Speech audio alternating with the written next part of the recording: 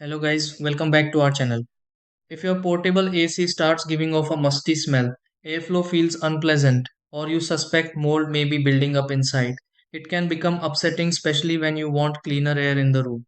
Sometimes mold appears after long-term moisture buildup, while other times the portable AC sits unused and develops odor unexpectedly. Since portable AC units collect moisture during cooling, areas like filters, vents, and drainage sections can sometimes need extra attention. The best part is that with a few careful cleaning steps, many portable AC mold concerns can improve and airflow may start feeling fresher again. In this video, let's go through several easy steps to help get mold out of a portable AC safely. Try these. Step 1. Turn off and unplug the portable AC before starting any cleaning process. Step 2. Remove and inspect the filter inside the portable AC for visible buildup or odor.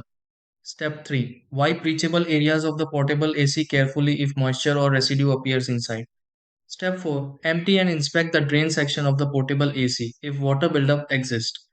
Step 5. Let the portable AC dry completely before turning it back on again. Step 6. Run the portable AC and confirm airflow smells cleaner and feels more normal.